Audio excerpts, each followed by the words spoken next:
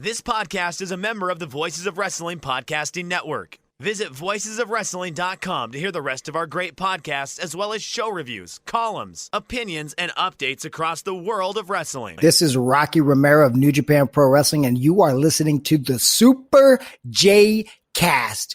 Woo! Asuka.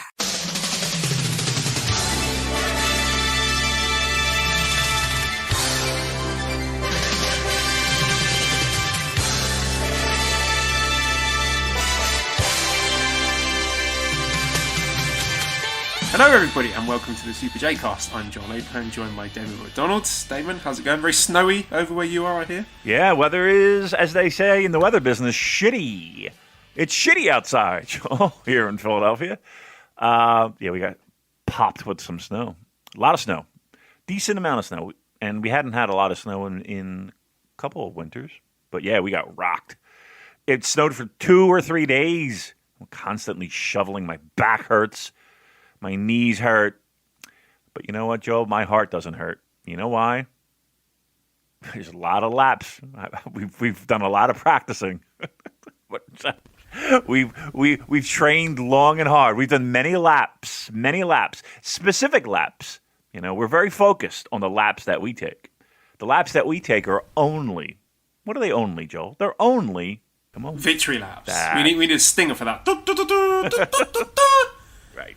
Ark asks us, how good does the pastrami taste?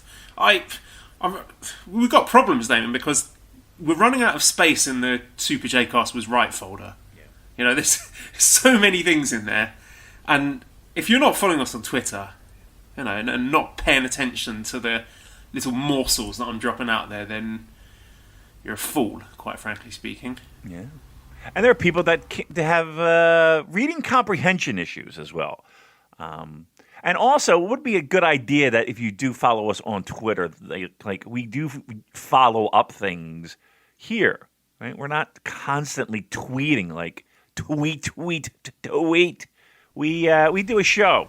So a lot of the explanation and the connecting of the dots and all that fun stuff, and we explain ourselves a little bit more, and we explain the information that we got, is done right here. But here's the thing.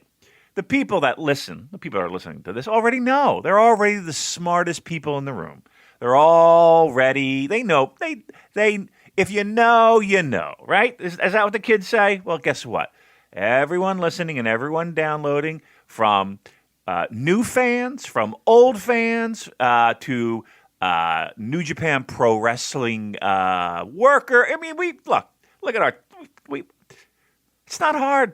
It's not hard to fall in love with us. It's not hard at all. Love starting off with a circle jerk. It's just my favourite kind of show.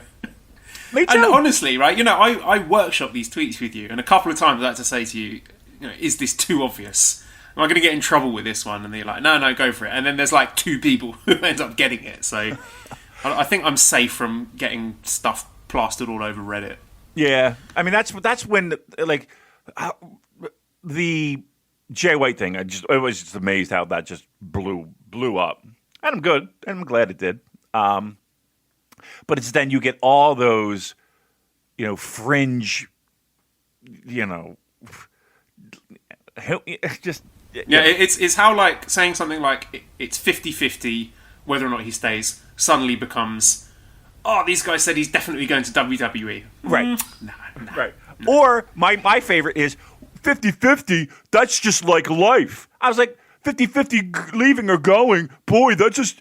Okay, that's a stretch for, everyday human beings, 50-50 odds. Sure, great. But a guy who is, we all thought, was hanging around for a while and maybe wasn't, you know, or a contract hasn't expired, you know, that 7-year contract, elbow in the ribs. Oh, shit. Maybe when that 7-year got done a little quicker than expected, those 50-50 odds mean a little more, means a little something. You fucks. You fucking idiots.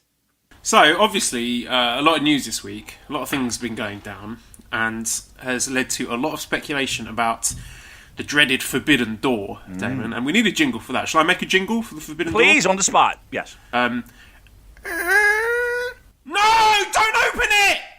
The Forbidden Door. How's that? That was fucking amazing. Holy shit. I didn't expect that. I didn't expect how great that was going to be. That knocked my pants off. That was great. I sounded like I was like a 1920s actress. That knocked my socks off. I'm pretty good, aren't I? Character actor. That was great, Joel. Yes, the Forbidden Door. Talk to me about the Forbidden Door. Lots of news to get to on the Forbidden Door. Okay, Sizzlebeef says, what's you guys' take on the Twitter stuff between Ibushi and Omega that Taron Carl Anderson got involved in? What's your odds the beef between Bullet Club and AEW Bullet Club is a big work? Manny Boy says, are you all fans of the AEW Bullet Club and NJPW Bullet Club banter?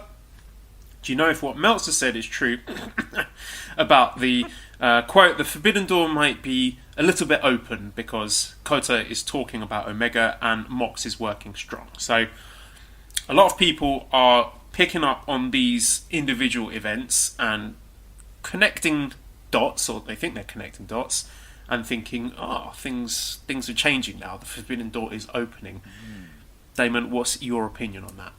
I would say that there's a common denominator and a common thread throughout all of that. And that is every one of those people that you mentioned have a slight agenda. A slight agenda. You have people that might need a little extra work and might want to come over to Japan and, I don't know, tag tournaments, G1s, etc. You have other people who just like to stir the pot. You have other people who... Let's be specific here, Damon. Okay, so, Ibushi and Kenny Omega. So a lot of people were surprised about Ibushi talking about working with Omega in the future, albeit indirectly, in a kind of cryptic way. Sure. And that surely would be someone trying to drum up interest in their upcoming matches, because he has seen how other people use his name and reference him constantly, and that gets people talking and people watching matches involving other parties. So if he's sensible, then he's going to do the same thing. Sure. If he throws out a Kenny reference, then maybe you get some casual fans watching his upcoming match with Sanada. So he has got a vested interest in doing something like that and, getting involved in that game to get more people watching his title match, correct? Right. And I would dare to say that many people who are fans of Kenny Omega are also fans of Kota Ibushi, right? I feel like there is a definite synergy there. So, not to say that Kota Ibushi is forgotten in the eyes of Kenny Omega fans, and I can't speak for Kenny Omega fans, but Kota is just he's stirring that pot a little bit, so to speak, just to remind people that, hey, I'm over here if you want to check me out, and that's not a bad thing. That's not a bad idea. Now, of course, it does lead to speculation, and obviously there's going to be a working relationship. No, wrestlers... I would love to see Kenny versus Ibushi. That's one of my favourite feuds as a wrestling fan. If that happened at Wrestle Kingdom, fucking sign me up. I'd be over the moon. Yes. But that can happen in Japan without there being any involvement from AEW. I'm sure Kenny Omega is sitting by the phone waiting for that call. He was expecting to be involved in G1 2019 and he wasn't. 2020 he wasn't. So he wants to be involved in that stuff, and that doesn't require AEW to give their blessing, does it? Well, let's put it this way. I think AEW... Well, okay, no, let me rephrase that then. Okay. So they could have Kenny versus Ibushi for Wrestle Kingdom without then having to agree to, Dark Order in World Tag League or Jungle Boy in Best of the Super Juniors. From an AEW perspective of yes. Yeah. I don't think... Again, the issue isn't with, I say it 1,000 times. New Japan works with AEW talent all the time. We've not to let the cat out of the bag, but we're going to talk about one in a few moments. And in the past, there is a reason that Kenneth has not been brought back. There is. Now, could the snow be melting on that? Yes, as with any relationship.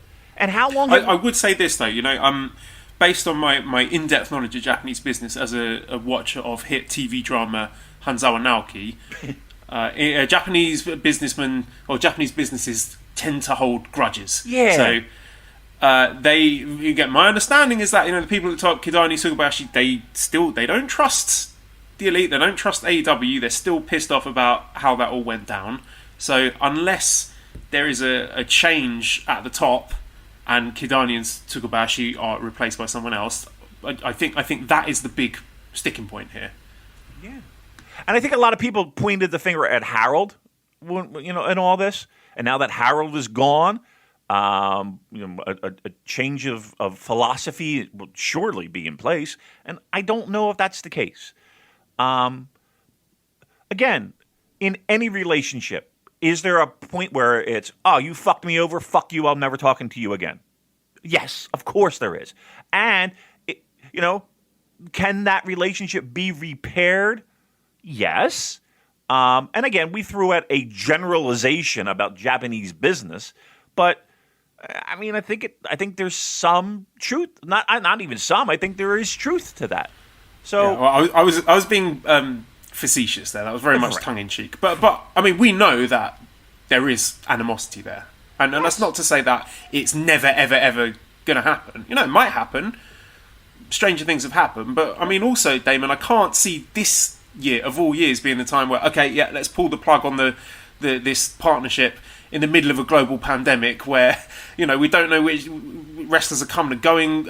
International flight is on its knees. We've got quarantines. We've got people who can't turn up to wrestling shows or won't turn up to wrestling shows and working in empty arenas. Why would you start now of all times getting that partnership going? I mean, if anything, it would be in a post-COVID world, and who knows if there's going to be a post-COVID world. I just think to be expecting it to happen now is just pie in the sky to me. Right. There's a big difference between this happening a year ago as opposed to this happening a month from now.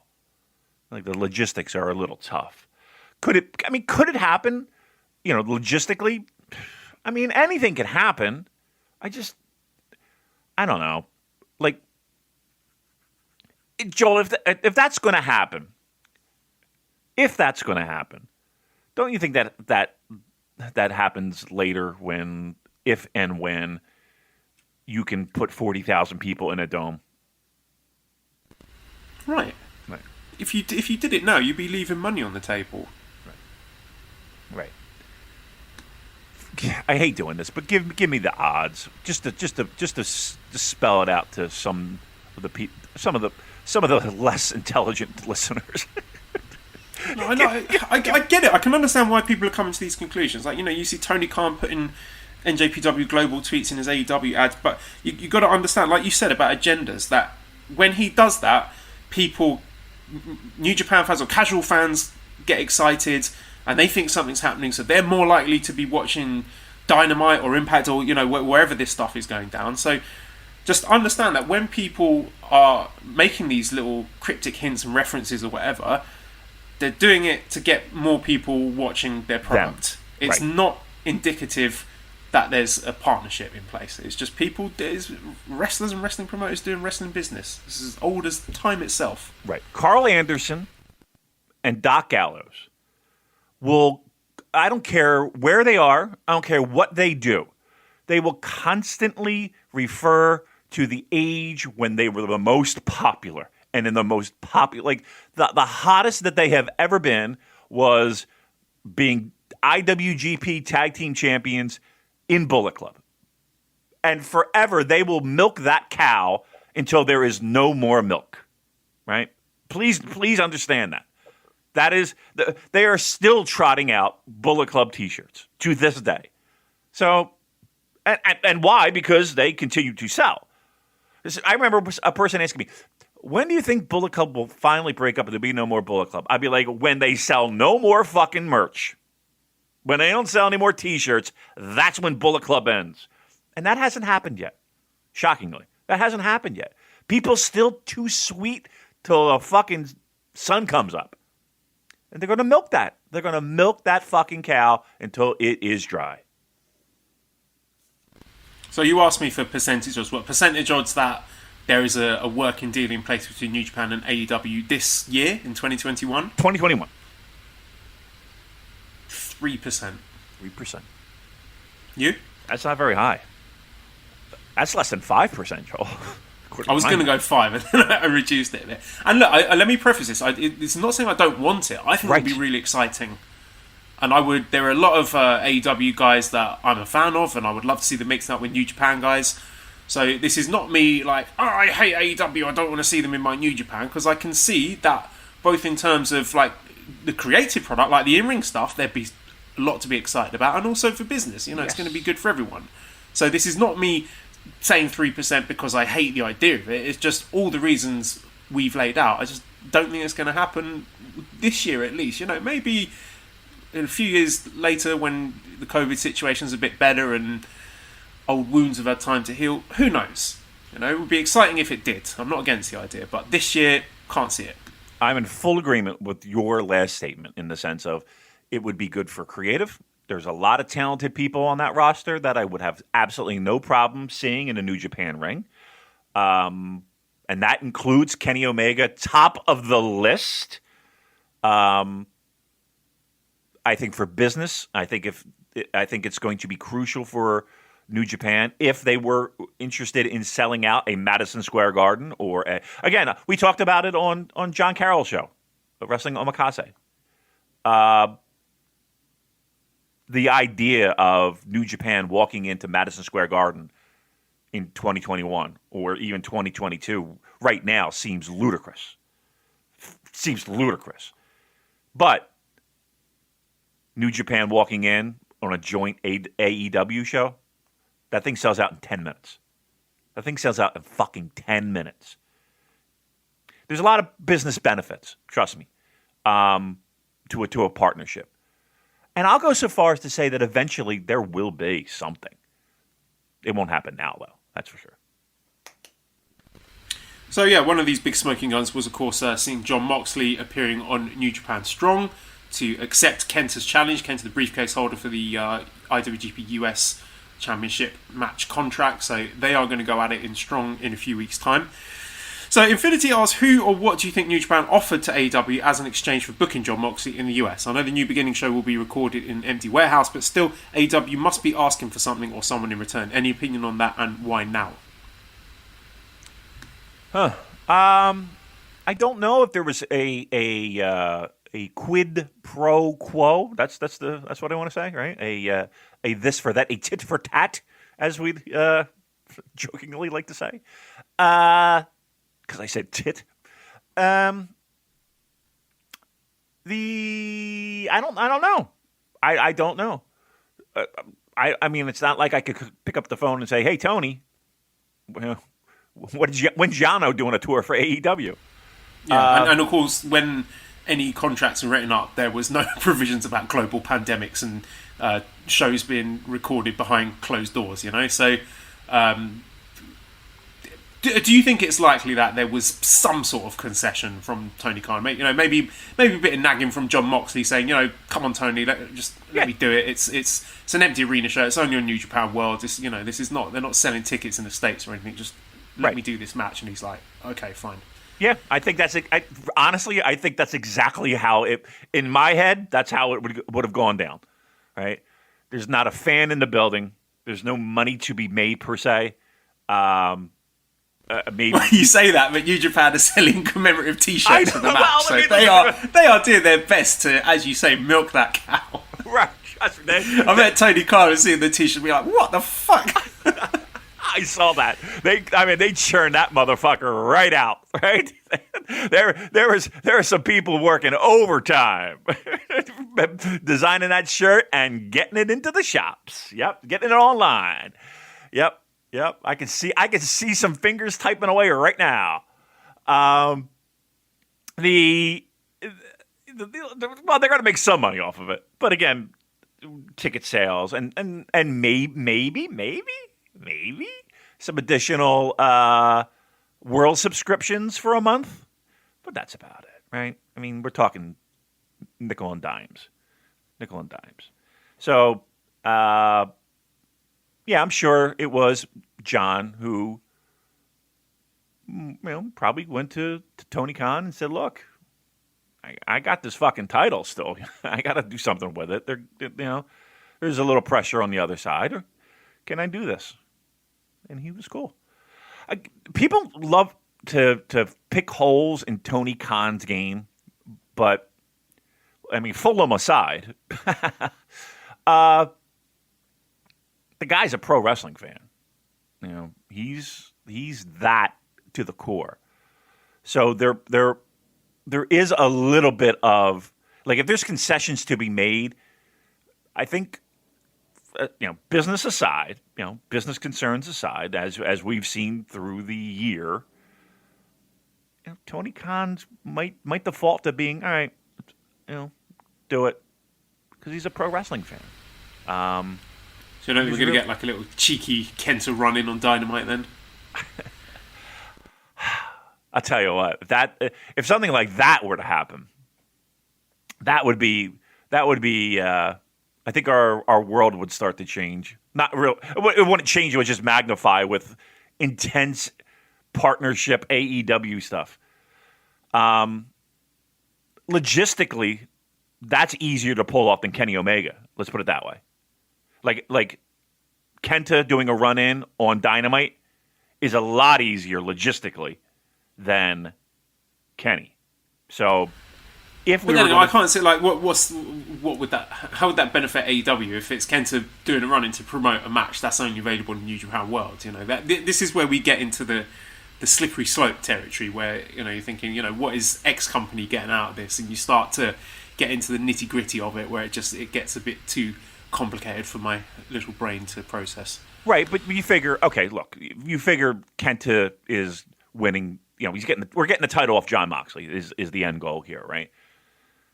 Could they do a rematch on an AEW show?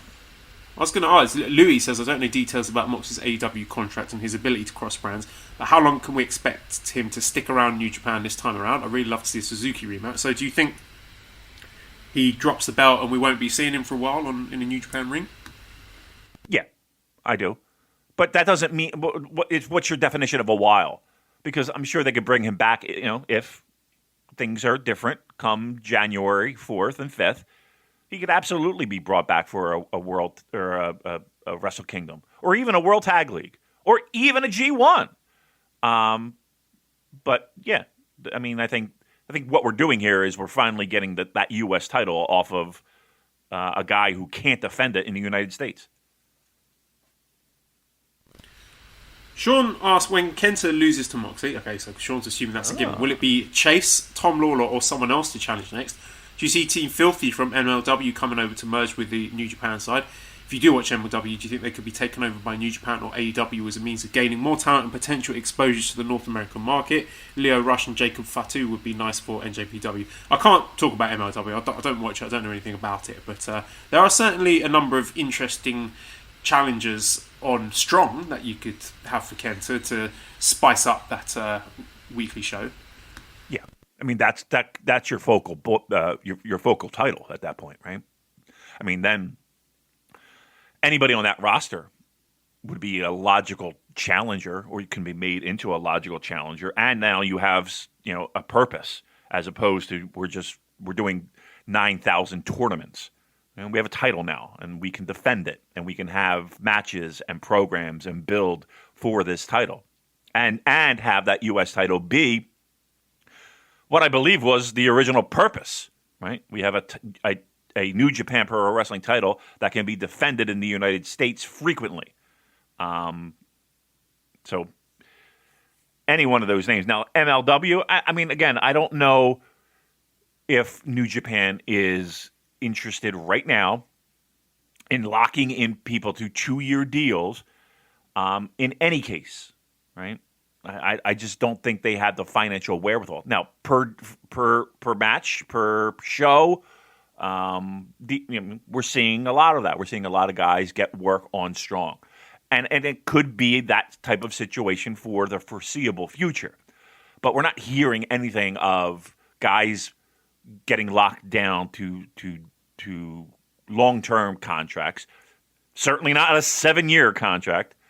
In any case, whether it be from MLW, whether it be anywhere, it's Strong seems to me like a per show basis. All right, well, that brings us on to the episode of New Japan Strong that took place on Friday, January 29th. So we open up with Clark Connors defeating the DKC in 7 minutes 22 seconds with a Boston Crab. And we got a DKC, he's now wearing the Young Lion gear. He's been accepted into the LA Dojo. No shaved head yet. He's still retaining some of his original moveset. So it's not like a full dojo recruitment as we would expect in Japan. But I do, a little touch, I like how the commentary team got over how effective Clark Connors' Boston Crab is, and people are tapping out to it immediately. So they did a really good job with that, and continue to be impressed by Clark Connors. I hope we get to see him do something this year. Our second match was Chris Dickinson defeating Rocky Romero in 9 minutes 53 seconds with STF, a match that I and a lot of people were really looking forward to. We had a really interesting knee versus arm match. Just nice technical grappling, great escalation in intensity at the end, and it's always a treat to see Rocky work in those serious singles matches. And these strong matches, they never outstay their welcome, and great passionate promo from Dickinson afterwards. Again, we every week we talk about what a great fit he is in New Japan, so more of that please, and I will continue to watch and enjoy. And then main event, we had Lio Rush, TJP and Fred Rosser defeating Hikuleo, El Fantasma and Kenta in 11 minutes 54. It was Lio Rush getting the roll up on ELP. So again, I just like that we're getting more continuity now with Strong, and feeling like we're watching an actual feud with just little touches like Fred Rosser was going after Hikuleo before the bell. I thought it was really great to see Lio Rush back. I hope we get to see more from him.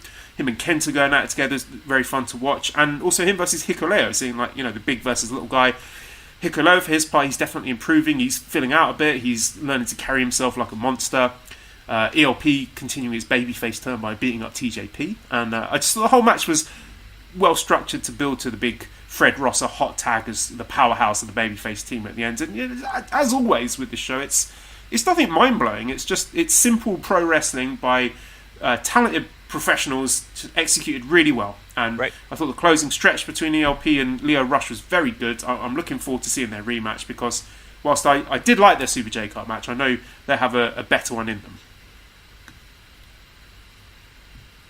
Did we lose you there? No, I'm still here. Oh, I thought you might interject. I'll go on then. So I just think with the Mox appearance at the end, I would call this one of, if not the best episode of Strong. They hyped it really well. They knew there would be a lot of eyeballs on it. They put the best foot forward here. So if you missed it, I do recommend people check out the whole episode, because top to bottom, it was really good stuff. And we got more good stuff coming this week. Let me just find the card.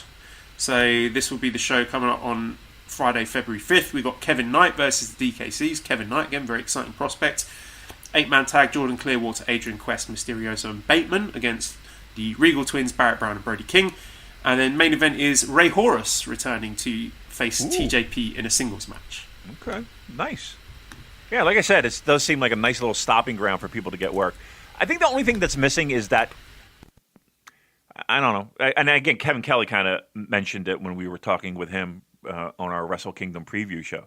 That episodicness, I just made up a word, of the television shows. We're starting to get more and more of that, more and more of programs and individuals being paired off with other, individuals to kind of make you want to tune in next week over and above decent, good pro wrestling, right? That's like, if we could kind of find a way to make that happen, to have angles that kind of continue on week to week to week to week, with a little bit more of I don't want to say storyline, but again, I hate to be the old guy here, but get a little bit more of a territory feel, because you have that ability to do so.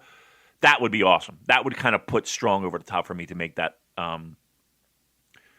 seriously in that must-watch category every week. Must-see TV. But right now, they're clicking when it comes to delivering good solid, quick, nothing outstays its welcome pro wrestling show. With throwing in some pretty spicy angles, right? We just got to find a way to get that continuation, and then Strong will be a home run. Another little tidbit here was Josh Barnett's Bloodsport 4 and 5 on 13th and 20th of February coming up. A few matches that have a sort of tangential New Japan interest. Chris Dickinson versus Jeff Cobb, which I'm really excited about that one. Simon Grimm against Filthy Tom Lawler, and JR Kratos against Alex Coughlin, who we haven't seen for a while. So, I'm definitely interested in seeing those three. Tell me where that's at. Is that in Atlantic City? I don't know. I did not write the venue in my notes. I'm going to try and Google and talk at the same time. How about that? I'm going to give that a shot. It's not easy, Damon. I'm going to tell you from experience. That sort of multitasking is harder than it looks. All right, let's see here. Bloodsport, February. I'll put for my search. 4th and 5th set for February. Right. According to Wrestling Observer, Figure 4 Online. There's a plug for you. Not Los Angeles, Joel.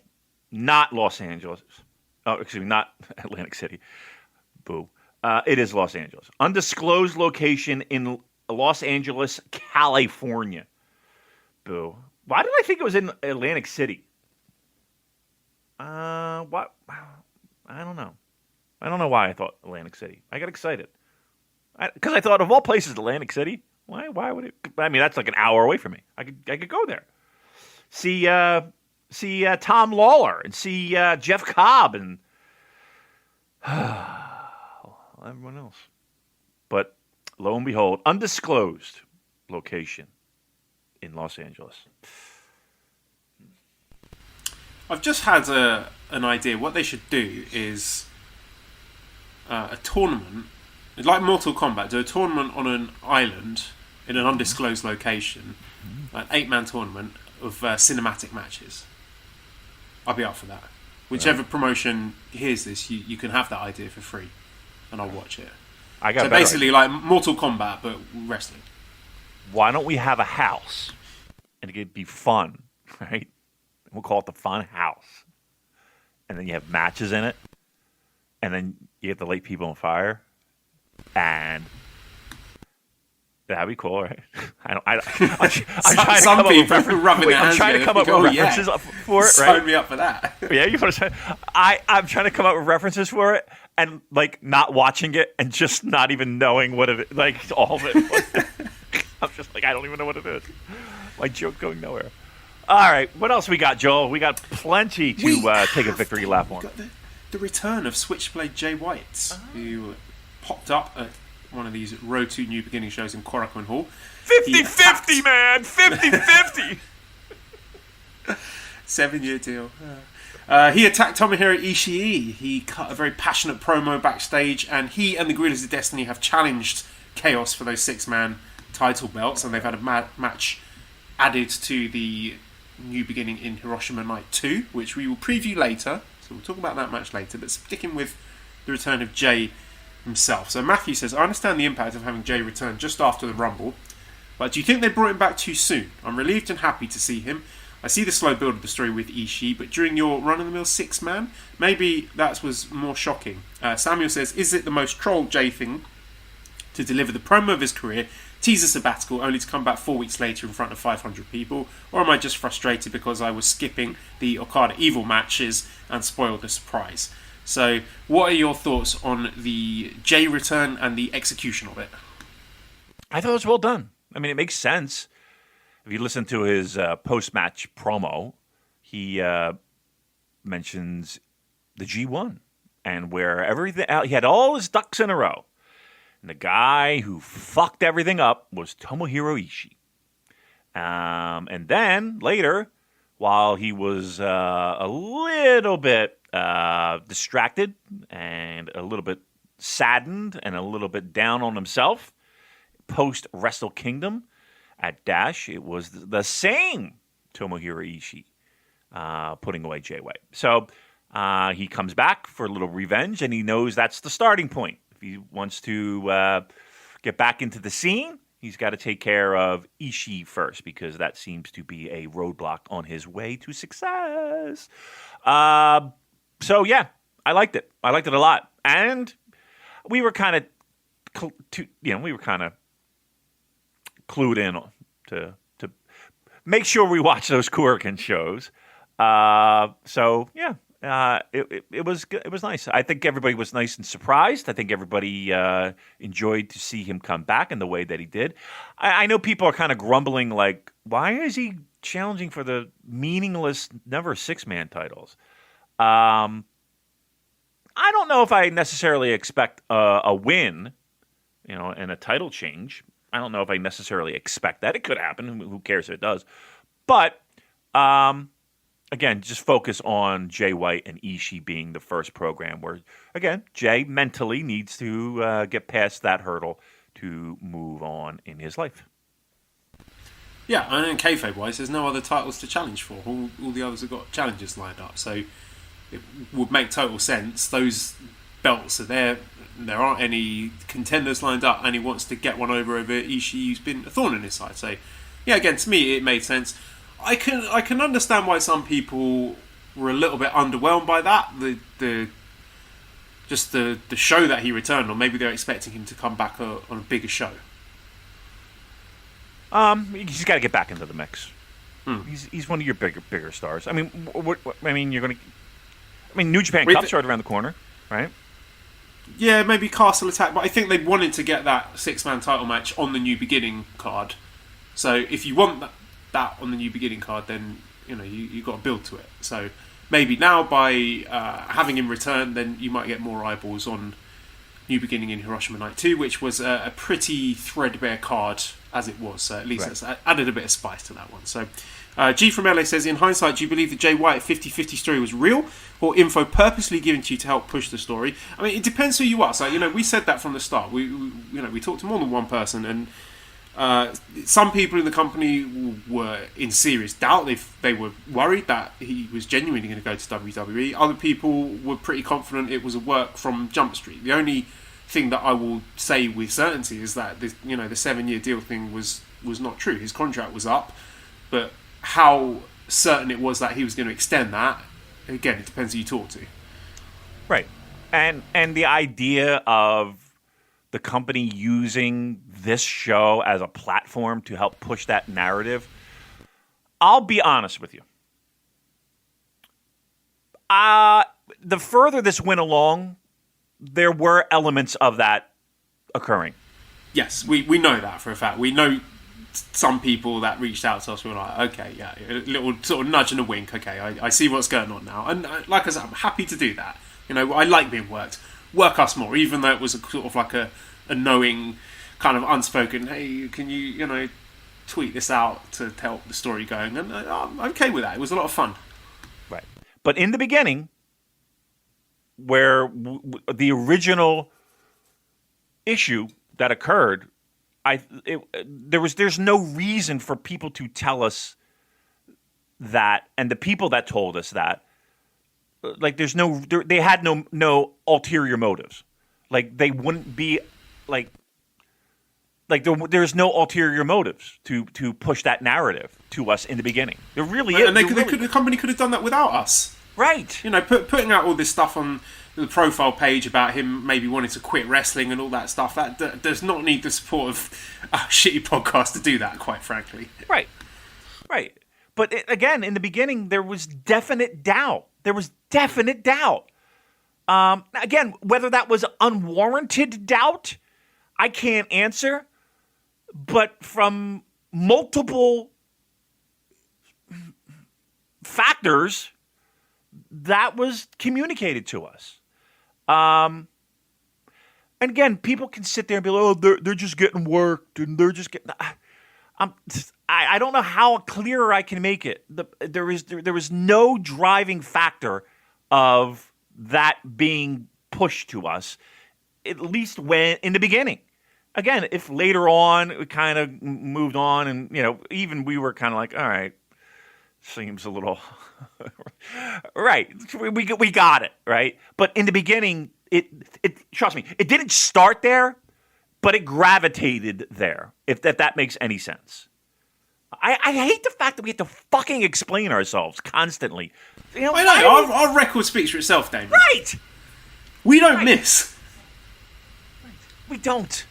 Fuck. Why are we explaining? Why? So you... Ugh. Fuck off. All right, let's move on. Okay, Takedown Tony says, in your opinion, is the slow burn Jay face turn still on or put on the back burner for a while? And Ben says, any chance we get a new finisher from Mr. J? I don't think there'll be a new finisher. I mean, he's been using the Blade Runner. He attacked Ishii with the Blade Runner. I don't know, maybe if that's something you want to come to in the future, you know, tell that story, that Ibushi being the person to kick out of it, blah, blah, blah. But as far as the face turn goes, if they are still doing it, I want them to really take their time with it and let it simmer, let those flavours mingle in the crock pot. I'm starving. Do you have anything lingering on a crock pot anywhere? I'm just dying. I think this, and I've said it repeatedly, this all, and it doesn't necessarily have to happen this week, doesn't have to happen this month, slow burn, we will see Jay White as a babyface. I don't think there's any doubt in my mind. I would bet the house on that. Okay, so brings us on to the new Beginning in Nagoya, which was a show that took place in the Aichi Prefectural Gymnasium on Saturday night. Commentary, first of all. We had El Phantasmo doing his 80s territory style stuff with Kevin Kelly. This one's been quite controversial. I thought he was good. I thought he started off okay, and then he got better and better and better. By the end of the night, I was thinking, wow, this guy should stay on commentary.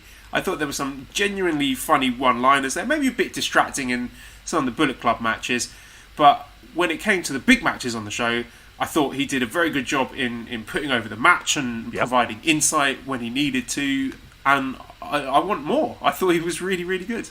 I thought he was outstanding, and I'll tell you why. He knew when to pull back. Like a lot of the one-liners and the goofy shit and the jabs and, you know, my favorite one was the Tenru, and he's like, who? That was nice, funny. Seemed like it was earlier in the show, you know, and that's fine. That main event, I thought he was perfect working with Kevin Kelly. Like I thought they fed off each other wonderfully. I thought they had incredible chemistry. And also, you know, Kevin's directing traffic there. You know, the little hand signals and stuff to let him know when to lay off and when to come in. So, you know, Kevin Kelly's a professional. So I think a lot of that. Well, ELP did a fantastic job. I thought, you know, Kevin Kelly is the glue that's holding it all together. Yeah. But again, wonderful chemistry, wonderful banter. They you know, Kevin would set him up and ELP would fucking hit it out of the park. It's not an easy thing. I mean, I know people think it might be, but and again, he's just being him at that point. But it can look, when it seems easy, that's when you know the person is solid and a good fit. When it seems easy and it seems smooth, that's a good sign.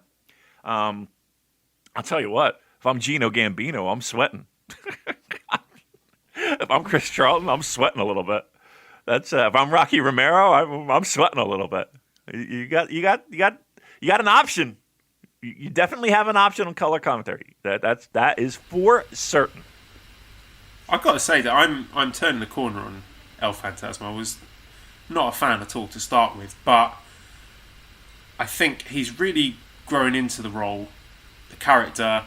I think he's a lot of fun in tag matches, particularly, just being just an irredeemable shithead, but with kind of like a sort of playful side, like sort of a bit of a doofus, where it's no one's cheering for him. No one is sitting there thinking, "Oh yeah, come on, El Phantasmo, I want you to win." And when he ends up with egg on his face, like I thought it was really funny in some of these midweek Korakuen shows when he was in the elimination tag match and he was trying to do like the funny, like Royal Rumble style. Oh, my feet didn't touch the floor, and then the referee's just like, "Nah, get out of here, you're out."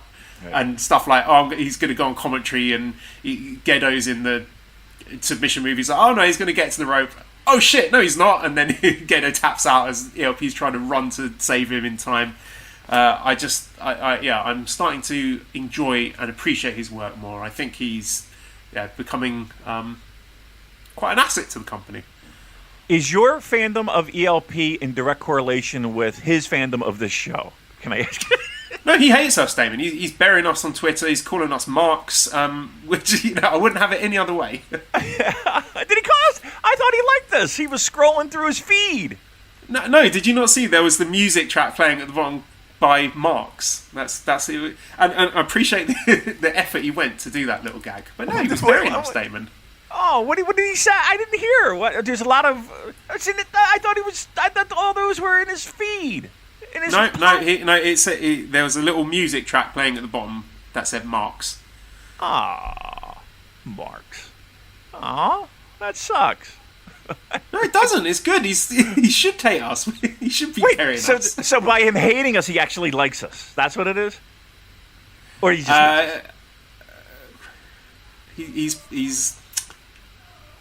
He knows what he's doing. Let's just put it that way. I mean, it's nothing nasty. I think it's a kind of like playful, amusing heel character that I'm enjoying him more. Let's just say that. I mean, I'm not saying that I want to see him month in, month out in junior heavyweight title main events. Right. I don't want that. But seeing him in junior tag title matches and multi-man tag team matches, I think he's a lot of fun. No, I guess I didn't have my sound up when I heard that. Oh well. Well, that's disappointing. No, it's not. It's not at all. I think it's great. No. I wanted to take the piss out of us. You should do. It hurt my feelings. Oh, come on. All right. Anyway, let's go. But he follows us, right? He follows us, right? Yeah, he does. Okay. Right. All right. Yeah. That's something. I mean, we're a bunch of marks. Yeah, we're marks. Okay, so look, first match was Yano and Okada defeating Yujiro and Evils. Second match was Wato, Sho, Honma, Ibushi, Bushi, Hiromu, defeating Bushi, Hiromu, Naito, and Sanada. I've got nothing to say about these matches unless you've got some burning hot takes. We'll go straight on to Tenzan and Okada. Are you okay with that? Yeah, I mean, listen, these were matches that were to set up programs in the future. We all know who's pairing with who. Yeah. Right. I have one sentence here in my notes about the first two matches, and it says, Honma looks like he's been cryogenically thawed seconds before the match begins. So there you go. There's your analysis for match 1 and 2. Okay, so third match then was the Great Okan defeating Hiroyoshi Tenzan in 12 minutes 45 seconds with the Eliminator. So now Hiroyoshi Tenzan cannot use the Mongolian chop from now on. I thought they did a great job with the build to this match. Tomoyuki Oka against Tenzan fighting over the Mongolian chop wasn't something that I expected to be New Japan's hottest feud of 2021, but here we are. That Okan entrance is fast becoming one of my favourites in the company. He was wearing new gear. This was never going to be a work rate classic, so the emotion, the facial expressions, the selling and psychology have to carry it, and they did exactly that. I think Okan has got all that down pat, and you have to get that stuff right. This is the meat and potatoes of the match and of pro wrestling. Like, before you can start doing the fancy shit that's going to get casuals throwing snowflakes about, you've got to get this stuff right, and Okan is nailing it. Tenzan gets his annual good match. He's even busting out the moonsault. I thought the finish was great, where Okan used the Tenzan tombstone driver to try and finish the match, and that pissed off Tenzan, stung his pride. He's stealing another one of my moves. He kicked out. He was about to fire back, but I just love that the comeback was stopped dead in its tracks by the Eliminator chokeslam move at the end. And you got that little burst of hope, and then it was just snuffed out immediately. And it really played with the babyface comeback trope nicely. And in this match, there was no back and forth. There was no real danger of Okan winning. It was him going out there, putting away the old guy in a strong, comprehensive win. Exactly what it should have been. Nice little beatdown and shit talking at the end for good measure. And I like Tenzan afterwards going, "Oh shit, motherfucker," which was really funny. And for Tenzan's side, you think he's not going to go on wrestling much longer now that he's lost the Mongolian chop. So I expect to see some retirement announcement soon, maybe a retirement tag match or something down the line. And Okan, right, a lot of people, Damon, notable people, and I'm not going to name names, they seem unimpressed by Okan so far. But if you're telling me he has no charisma, which certain people have said, that's that's silly talk. I disagree in the strongest possible terms with that, because to me he oozes charisma, right? The promos are great. He works the crowd like a seasoned veteran. He's a menacing physical presence. So if your starting point is he's got no charisma, then I don't really know where to start with that, because we must be watching different wrestlers here. In terms of the match quality, some people are still on the fence, and I get it. Right, his matches have been good, but not great. But he hasn't been put in that spot to have a killer match yet. Right, we're not there yet. It is coming, but even when he's paired off with top names like Okada or Tanahashi, it's been third or fourth from the top. 10 or 15 minutes, and that's all deliberate. He could absolutely be doing the work rate main event style matches that certain people love, if that was the intention, but it isn't. They're putting him in deliberate, specific spots to establish the character, give him the experience, working big shows with big names, and look, I think his matches are really good. Okay, I thought the Tanahashi match at Wrestle Kingdom was very good, but now we know that they're going to have a rematch for that Never title, and they're going to have a better match, right, for that title. It's probably going to be a semi-main or a main event. Okada's probably going to win, and that thought should be exciting, because it excites me, Damon. I don't it's the great Okan people. Like the gimmick doesn't warrant a work rate classic main event style. He's going to be a brawler for the most part. He's not going to be this. He's not going to be your classic hold for hold, counter hold kind of guy. You're not going to get Zack Sabre Jr. with this guy. I'm kind of blown away by that. Okay, so there's that. 2, in ring, World Tag League. It was really, he's starting in New Japan rings. Yes, he did Rev Pro, but let's he's kind of we're kind of in the early stages here, aren't we? Like, give the guy a break. You see great potential. That's what you're hanging your hat on. Great potential and growth. And he's put in big spots with big time names in singles matches. He's in the ring with a legend who has the mind for the pro wrestling, but maybe doesn't have the physical skills that he once had before. And let's give a shout out to Tenzan. That guy laid it all on the fucking line. They asked him to go 10, 12, whatever minutes it was, in a singles match, and he threw out all the stops that he possibly could. The fact that motherfucker climbed the ropes and gave you a moonsault, everyone should be standing and applauding that man. Because he didn't have to fucking do that, and he did it. And I thought the match was good. Again, were there plenty of fucking bells and whistles thrown in to kind of get him through and kill time? And yes, of course. Of course. And does Okan work a style that, again, might not be that physically demanding in the sense that you're not getting, Shingo in there? Yes, of course. But it's different. It's you can't have everybody on a goddamn wrestling show be the same carbon copy wrestler. He is different. You got something different. Is it everyone's cup of tea? Okay, maybe not. Is it the greatest thing on earth? No, of course not. But for what it is, I think, and where it is, I think we're head and shoulders above where we could be. And I'm looking at Master Wato, right? I mean, compare the two. It's night and day. The guy's in arguably the hottest faction, getting the most heat in a match that arguably had, the heat that was comparable to others on the show, at the top of the show. And I thought he did well. And again, Tenzan in there, helping keeping the sweater from unraveling. Physically, maybe not as sharp as he once was, but gave everything he had to the match. I couldn't ask for anything more. Bash says during the O'Khan match, ELP on commentary kept referring to him by his young lion name, and Kevin didn't. Has this happened before when someone has come in with a new gimmick? Or do you think it was just because ELP knew him in Rev Pro personally and just decided to call him by his young lion name? Yeah. Even though he was a great O'Khan in Rev Pro also. It just seems a little odd to me. I think that's just ELP being a heel by using his young lion name rather than his more self-aggrandising Great O'Khan title. I didn't read anything more into that. Yeah, I agree. And Mike says, when will the Great O'Khan start selling anime tit merch? This is it. This is the biggest story. The biggest feud in New Japan at the moment is the anime titty girl fan art battles between... We've got Great O'Khan, we've got ELP, we've got Okada. There's a lot going on, and so much so I was and am tempted to throw our hat into the ring, Damon. I want it. I told you I want those T-shirts. I want me with the biggest, juiciest cans that an artist can create. Listen, would you wear that in public?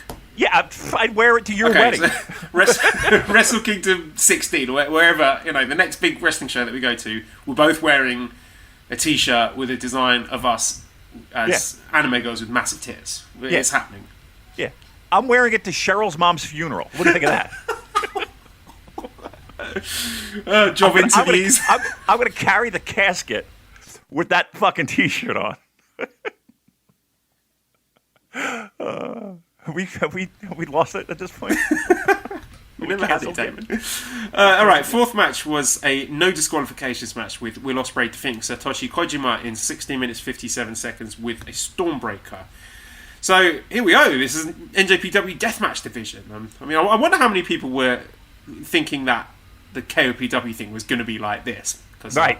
I thought, throughout this match, Ospreay was playing up to the crowd something rotten here, but him being an annoying, corny heel is way better than him being an annoying, corny face. Like, even though the goofy overselling works better with him as a heel too, because he's just an inherently hateable man. And I thought they were just great heel-face dynamics in both matches with the prickish, cocky young heels and the pissed-off, disrespected veterans.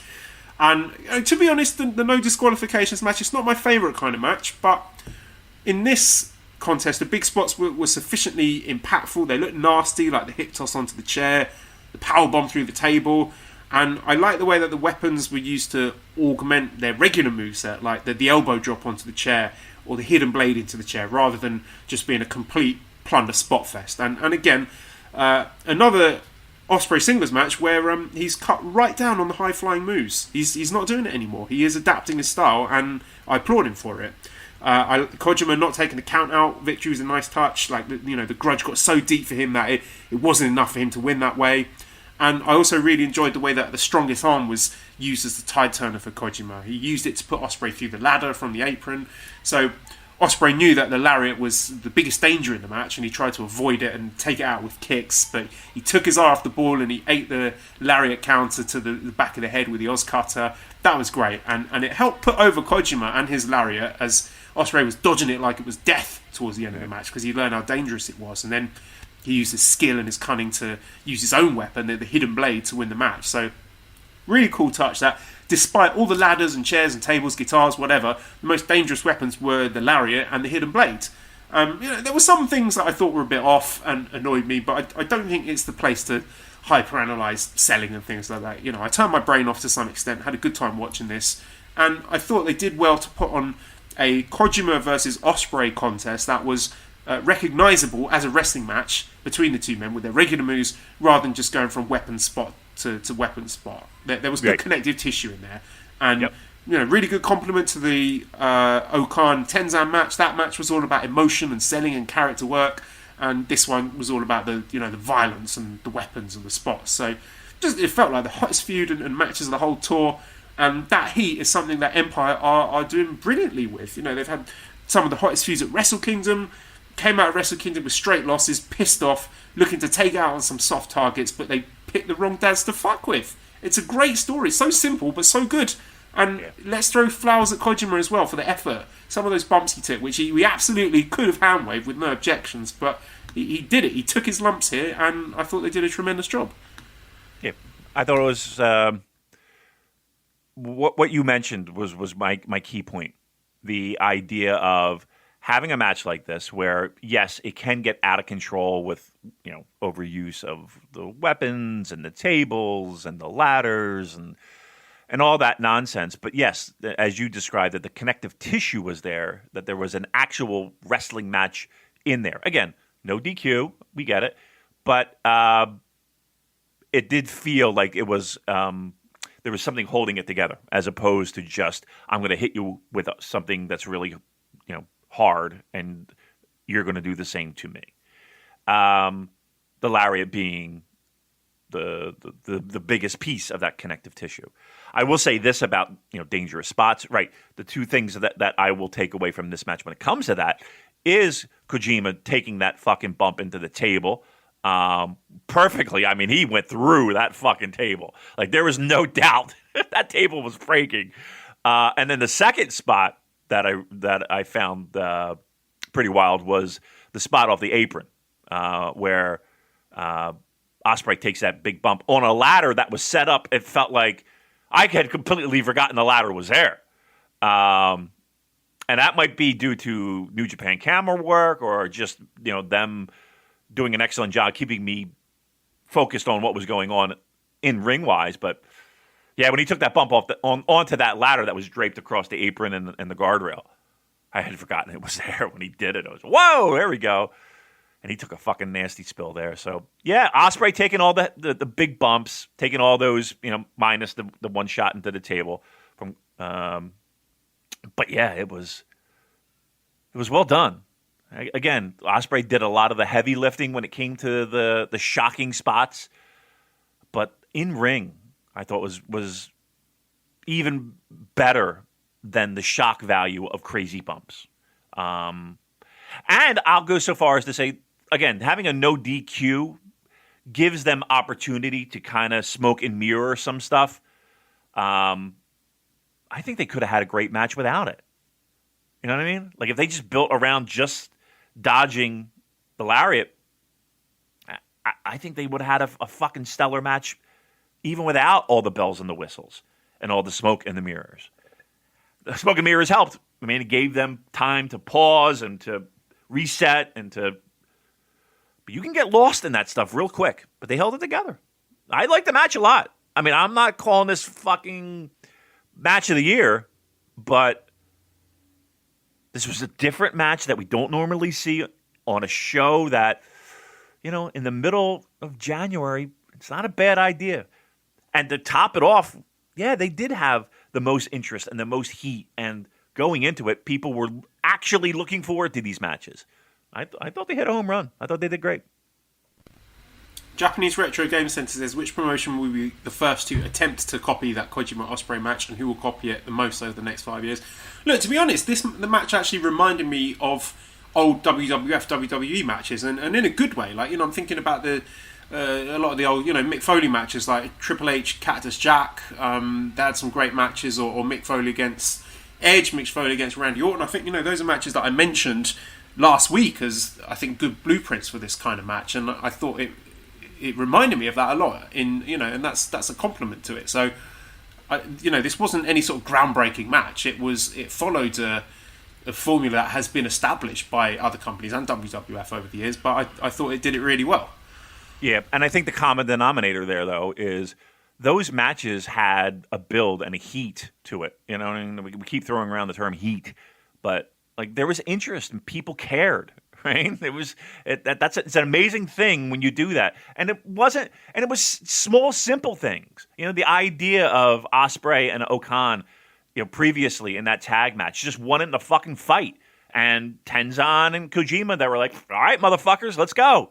And the match turning into that. And before that, the angle with Tenzan. Again, all just simple. We're here. We need to go here.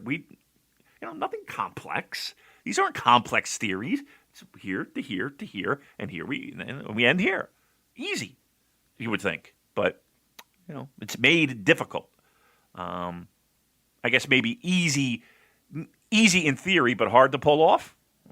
Maybe, but they did it, and that's why it worked. Main event then was Hiroshi Tanahashi defeating Shingo Takagi in 30 minutes 40 seconds with a high-fly flow. Hiroshi Tanahashi became the new Never Openweight champion. So, yeah, this was a classic story. Tanahashi, knowing how dangerous Shingo is when he's at full speed, so he tried to grind him down, slow him down, methodically take out Shingo's left knee. And probably the two best men in the company at work in a body part match. Shingo sold that sense of panic of being on the back foot really well with things like lariating Tana out of the ring so he could get a few seconds to recover. And I liked him playing to Hiromu ringside and getting applause. That was a nice little touch of faction solidarity as well. So Shingo's knees used as the punctuation throughout the match to break up the alternating period of Shingo out-muscling and bullying Tanahashi, and then Tanahashi working the knee alongside his regular playbook.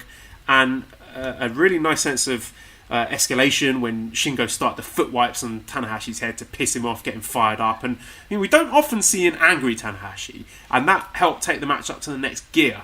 And as Shingo was inviting Tanahashi to hit him in the jaw in classic Never Championship match fashion, he subverted that nicely by chop blocking Tanahashi's left knee and turn his own tactics against him. So it really just set everything up as a classic NJPW epic main event.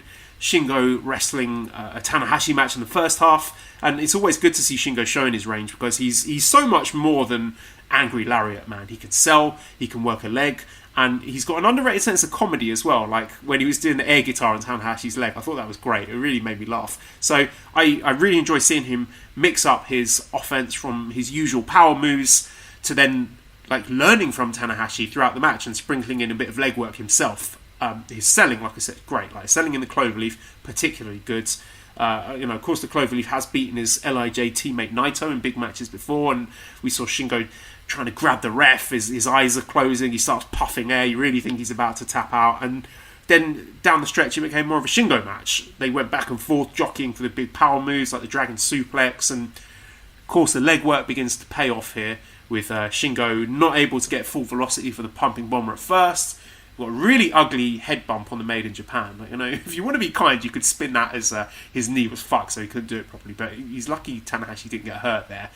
Didn't quite manage to catch the high fly throw for the Death Valley Driver counter either. But the climactic moment of the match for me was Shingo being able to grit his teeth and hit the full pumping bomber in spite of his bad knee. They built up to that really well. It was like a great exclamation point on the match. But then he couldn't make the cover straight away. So a really great moment after that with Shingo slapping Tanahashi, and I think he was saying something about Never belt. So we got the obligatory Never title, elbow exchange, headbutt exchange. Nice little sequence of Shingo going for another pumping bomber, but just hesitating for a second because of his bad knee, and that allowed Tanahashi to get in there first with the sling blade. Shingo kicked out at one. He's on his last legs, almost literally on his last legs. The knee again just fails him at the crucial moment when he tries Last of the Dragon. Tanahashi counters with another sling blade. That led to the decisive pair of high-fly flows at the end. So I just love that. Every decisive moment of the match, Shingo was selling his knee for just a split second. Nothing over the top, nothing theatrical. It was just like, my knee, to allow Tanahashi to take advantage. So I thought, really great match. Really nice instance of different styles combining nicely to produce something that I thought was definitely more than the sum of its parts. I think the match ranks right up there with some of the best that we saw at Wrestle Kingdom, right? I think this match will get match of year consideration. Will it win? I think that, we still have a long way to go. I can't believe I even mentioned the term, being that it's February 3rd. February 3rd, by the way, 5 days before my birthday. Five days. The match was spectacular. Match was fantastic. I had people texting me saying, I haven't seen a Tanahashi match like this in what felt like a long stretch, a long time. I loved it. I thought it was amazing. When we were doing this show, and I had brought up the idea of why not Tanahashi? Let's stick Tanahashi in the Never mix. Might be a good idea. I think we all salivated at the idea of Tanahashi and Shingo. And I think everybody kind of had in their mind what that match might look like. And I think we got it. I think I think our dreams and our wishes They all came true. This match was fantastic. I don't know how Hiroshi Tanahashi finds a way to do it. He works so smart. He does work really, really smart and smartly. And it's amazing how every little step of the match has meaning and builds for the crescendo at the end. Every little thing that he does makes sense. I don't hear many people complain about Hiroshi Tanahashi and say, "Well, that didn't make sense," or that he's not doing. You don't hear. Do you hear many selling complaints about Hiroshi Tanahashi, Joel? I don't. I don't hear them. Just a smart, maybe in my mind, in modern times, maybe just the most intellectually superior pro wrestler of my lifetime. He just knows how to construct a match and have it build and bring you down and then bring you back up and then bring you back up even further, drop you a little bit, and then away we go. Shingo was outstanding as well. I've said it 1,000 times. I think he's the most valuable signing New Japan has had in quite a while. I mean, you can argue Kota Ibushi might be locking him down, but aside from that, I really feel like he's like an MVP and an underrated MVP for this company. Great match, fantastic close to a really good show. And now we got Tanahashi with Never Gold, which makes things 1,000 times more interesting to me. I think the matchups can be really fun. I'm excited about where we're going. And where we're going happened seconds after the final 3 count. Yeah, you say matches. I mean, I predict that he's going to have one more Never title match because, of course, we've got the post-match attack from Great-O-Khan. Just tremendously executed. Took all the heat from the big feel-good Tanahashi win, put it on O-Khan. And in a lot of ways, this show was all about Great-O-Khan and Empire. Made the show all about him. So, how are you feeling about that rematch? Well, I would be surprised if he didn't win, right? O-Khan. I think that's again another feather in the cap of Hiroshi Tanahashi of once again saying, okay, I'm gonna make this guy a star. I don't know if there's value in Tanahashi pinning O-Khan again. So I think you might be right. The idea of this is great to have Tanahashi holding it might not be that long. It might be one done, which is pretty amazing. I mean, again, we talk about O-Khan and how we've said from the fucking jump that this guy he's gonna get a lot of attention. And I think this kind of speaks to that. Nice little singles belt for O-Khan. I'm okay with it. I think the value of putting the title on O-Khan is better than me getting a boner over potential Hiroshi Tanahashi matches for a Never title, right? If I'm taking the selfishness out of it, I think it's the smartest thing that he can do. Yeah, and that's more of an investment than just having Tanahashi having great matches for the sake of it. Correct. It's building up something. You're investing in GameStop right now. Dan says, does Shingo dropping the belt today open the door for an Ibushi versus Shingo title match? Shingo cashing in on his G1 victory over Ibushi for all the marbles. Yeah, I think that is the most likely destination for Castle Attack. I could see Ibushi versus Shingo for the titles at Castle Attack, and that's going to be terrific. Fucking great. I'm all in on that. That's going to be fucking tremendous. Yes, I want all that. I want all of that. I want that match for a world title. That sounds sexy to me. I'm pumped. So it's a great show overall. Really, really impressive. Yeah. Top to bottom, the top 3 matches I thought all delivered in spades. We had a few Road 2 shows at Korakuen this week. They're good shows. The kind of show that I'll have up in the background while I'm doing something else. It's an easy 2 hours. It flies by. 4 or 5 matches. You're getting less than an hour of actual in-ring time. So if you're not watching the entrances and the post-match stuff, then very, very breezy watches. You know, it hasn't been a slog at all to get through these, and having Kevin Kelly doing English commentary helps a lot. I know a lot of the time he's in there by himself, which is a thankless task, and I thought he did really well with it.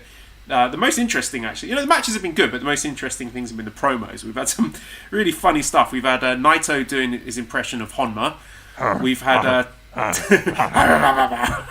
we've had Tama Tonga cutting a promo in fluent Japanese, promo on the Iron Fingers, which I thought was great. And in the match today, he came out with a pouch, and Taichi's going straight after him, grabbing the pouch, and they're sort of going back and forth over it, and he snatches the pouch out of Tama's hands. You know, he got it back, and the crowd are all excited. He opens up the pouch, and it's a roll of toilet paper with the Iron Fingers drawn on it.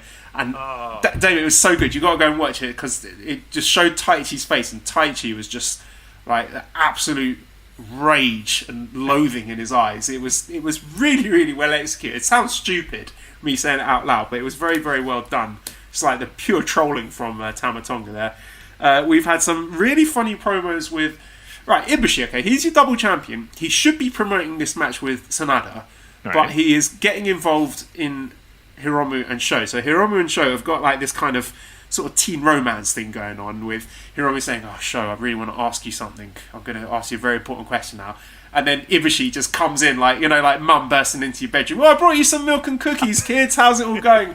Plonking himself in between them, and they're like, yeah, exactly like that.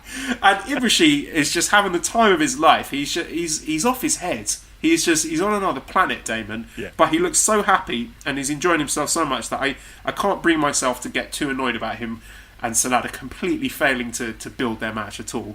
But yeah, it seems like Ibushi's just given up on the hype in the Sanada match and is instead going straight to hype for the anniversary show match with Hiromu, which the build to that seems to be them fighting over the agency and the voice of Sho, which is an interesting way to build a match. But I'm here for it. I like the fact that they're doing things differently, and as Nicole Booze Leprechaun said, it's great to see Hiromu getting thrown off by someone else's chaotic energy. So there's just like a really fun interplay between the two, like, the wacky, crazy Hiromu and Ibushi, and then Sho as like the straight man getting caught in the middle, and he's great sort of facial expressions, looking up at the camera, exasperated, like, oh my god, what am I stuck between these two head cases? So that's been a lot of fun.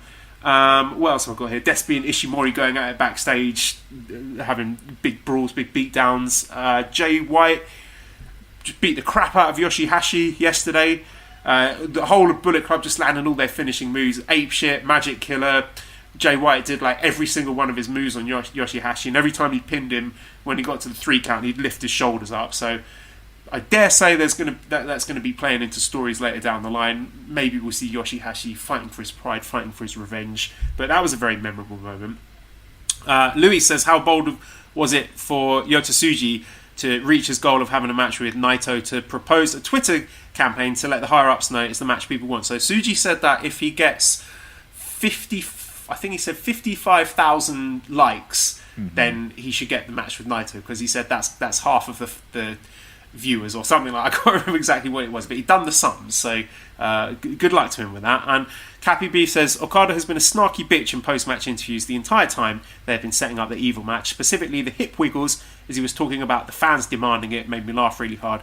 Is he just being a wise guy because he has a self-awareness, or could we see Okada turn heel over the course of the year, perhaps as Jamie's turning face? I don't see it as hard and fast as that. I think Okada is someone who is, can sort of, in a fluid way, slip between heel and face depending on who he's facing. Like, and when he's playing the heel, it's not pure heel. He's just being a bit of a cocky arsehole depending on who he's wrestling against. I remember one match in particular during the 2017 G1 against Kojima, which was so good. He was acting like such a little cock in that match, and it's great. And it wasn't a full heel turn, but he was just being a little shit throughout that match. And if you haven't seen it, I definitely recommend you go and checking it out. So those are my takeaways from these Korakuen and Hall shows, which I guess will then bring us on to previewing New Beginning in Hiroshima, if that's okay with you, Damon, unless there's anything you want to add. No, right, so you got that. Yeah. So this starts on Wednesday, February 10th in Hiroshima Sun Plaza Hall. We've got Gabriel Kidd, Yuya Uemura, Yota Tsuji against Kanemaru, Desperado, Suzuki. Second match, we have Master Huato against Bushi. So what looks like a sort of de facto number one contenders match for the junior title. Bill's been okay. I mean, as good as you're going to get between these two guys. The in-ring stuff has been pretty good. I expect this match to be decent. And I think Wato will be the winner here because I think Hiromu's going to retain. So I don't think we're going to get Bushi versus Hiromu. So by virtue of the fact I think Hiromu's going to remain junior champion, I expect Master Wato to beat Bushi here. Are you in agreement? Yeah, I can see the logic there. Let me ask you this: how many, as the Marx likes to say, how many botches will we see in this Wato Bushi match? I'll set the over-under number. Significant botches. I'm going to set the over-under at 2. Over or under 2 significant botches. I'm going to be optimistic. I'm going to say under 2 because I think his work in these Road 2 shows has been good. And, admittedly, they are Road 2 shows and they're multi-man tag matches. But I think he's looking a bit more confident, a bit crisper. So I'm going to say fewer than 2 botches. There you go. Yeah. She disagrees. I'm just saying. Just the mere suggestion of a well-executed Master Wato match has caused her to express her vocal displeasure at that. So yeah, she's like, fuck that 7. I'm terrified, David, that when she grows up, if she is a New Japan fan, then she's going to end up liking her. So, I'll bring her to Tokyo and be like, oh, hi, nice to meet you, Esther. Who's your favourite wrestler? Master Wato! Oh, fuck! But that's always the case, when you have kids, they tend to... I take that back because some do like music and film and shit like that that their parents like just because it's what they grew up with. Blah, blah. But then there's other that completely rebel. They go the opposite way. Like I did. I went the opposite way. My dad was like Mr. Country Western music guy, and I was like, "Fuck this! Give me Duran Duran." My dad's listening to Kenny Rogers, Dolly Parton, and Willie Nelson. I'm like, "Give me Adam Ant." I had a similar thing. My dad is just like not into sports at all, and then of course I ended up growing being a massive Arsenal fan, and still sort of sticks in my craw a bit because I know other people whose dads were Arsenal season ticket holders and took them to all the matches they didn't have to pay, but there's me having to pay out of my own pocket with my little weekend jobs to take myself down to Highbury. So it's not fair, Damon. Anyway, third match here is Yano, Yoshihashi, Goto, Ishii, Okada versus ELP, Ishimori, Yujiro, Jay White, and Evil. Great to say about that. Fourth match, Honma and Ibushi versus Naito and Sanada. Fifth match is the IWGP Heavyweight Tag Team Championship match with Tangaloa and Tamatonga defending against Dangerous Tekkers, Zack Sabre Jr. and Taichi. They have done a really good job in these Korakuen matches this week in building it up. I think there's a lot of heat to this match. Taichi in particular has sold his frustration and anger at having his iron fingers stolen. He's taken that really personally. And Zack as well, I think, sold his disappointment at losing today's match very, very well. So I'm excited for this match. I think the Wrestle Kingdom match was good, but I think this one will be better. They'll get more time to work. It's in a better spot on the card. I do think Dangerous Tech is going to win because it has really set them up as the baby faces, and I think Taichi's going to get that big glorious moment where he manages to get his iron fingers back, because I could be completely off base with this, but I think it might be time for GOD to go back home. So I would say that they drop the belts here and spend a bit of time back in the States, so Tamatonga can see his beautiful daughter, because I spoke to you off the air about this. Like, he's posting stuff on Instagram about like seeing his daughter's first steps on FaceTime, and that really hits home for me with the prospect of me, please God it doesn't happen, but maybe having to spend some time away from my family. So it's out of a place of love that I say maybe it's time for GOD to go back home. Although said that, maybe he can contact you, or you can reach out and share some experience and some notes. Right? Have a bonding moment with GOD. Yeah, that'd be nice. Because our daughters are the same age. They were born at roughly the same time. So I think he's got another child as well, actually. But anyway, that said, right, one caveat to this would be there was some good post-match stuff with Goto, who was on commentary today, not even dressed for wrestling, in his casual clothes, jumping over the barricade at the end of the match to start laying into Jay White and Gorillas of Destiny. So if GOD do retain, I think you've got a ready-made pair of challengers in the shape of Goto and Yoshihashi, or Ishii, Yoshihashi, whatever combination you want to go with. So there is a bit of doubt in my mind, but I do think Dangerous Tech is going to win. So what are your expectations and thoughts going into this tag title match? Yeah, I think we get the payoff, right? I think we get the Iron Fingers payoff. I think Techers get a little bit of revenge. If rumblings are accurate, right, that would be nice to have God hop on a plane and get back home, see some family. That'd be nice. So yeah, I think all the ducks are in a row for a title change and a second run for Techers. And main event is the IWGP Junior Heavyweight Championship match with Hiromu Takahashi's first defense against Sho, which is a match that was very, very, very good in the best of the Super Juniors. I think this one should be on that level, if not better. The build has been a bit strange. Just it doesn't feel that there's much heat there, because it's just they've been doing this sort of goofy angle with Ibushi, which has been funny, but not really a serious, intense wrestling angle. So that's been a bit of a miss, but I'm sure the match will be great. I expect Hiromu to win. This is one where I have a little bit of doubt. For some strange reason, I feel like there might be a change here, and that's just the pro wrestling watching gut feel kind of thing. I don't know. I'm hesitant to say that there is and fully commit, but I do have that strange feeling. So I'm just putting it out there. Hey, Joel, it's 50-50. Show's going to win the title. How's that? Coward. Fucking coward. Everything's 50-50. Oh, right. Forgot. But it's going to be excellent. It's going to be outstanding. Dude, sometimes I hop into our Discord. I know, shockingly. And sometimes I hop into the Discord and I don't ban people. Or I don't have the overwhelming desire to ban people. But I hopped in a few times. And I see a little bit of show disrespect. What's that? What's that about? Any idea what I'm talking about, Joel? Like, why are people hating on Joel? Hating on Show?